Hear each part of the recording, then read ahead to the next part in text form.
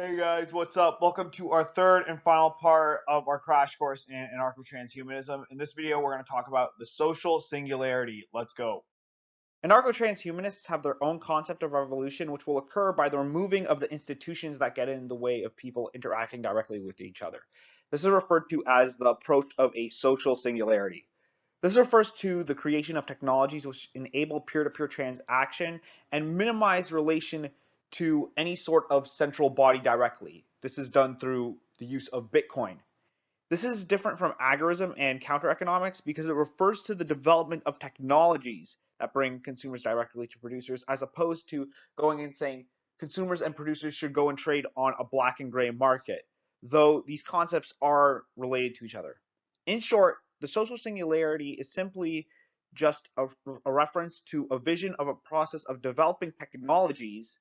That's the key toward the development of technologies that dismantle top-down natures of businesses to become more horizontal. Thus, we're creating a system which allows for more interacting with people and less interacting with institutions. Based on this concept, it is clear that the revolutionary ideas of anarcho-transhumanism has its base in the concept of counter-economics and agorism. This is a concept that was already discussed on this channel. However, it is difficult to envision how a post-revolution society would look like based on such an ideology, or even if such a revolution will occur. This is because of the nature of our primary revolutionaries. The revolutionary in this context of anarcho-transhumanism is the scientist which develops these sorts of technologies.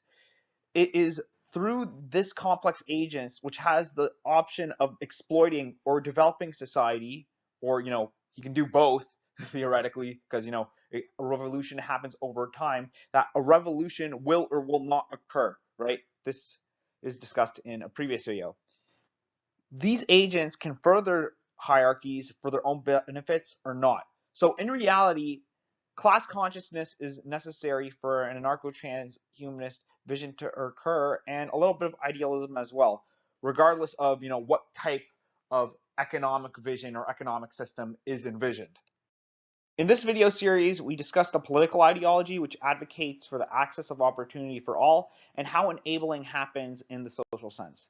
We also discuss how the process of research can be exploitative or underinvested in depending on how the requirements of our research project is and what the welfare of our researchers need to be. In terms of envisioning what a society would look like under such principles, it is uncertain, though the allocation method would be some sort of mix of economic planning and free market, which is usually how most countries, or if you want to look more down on how cities work these days.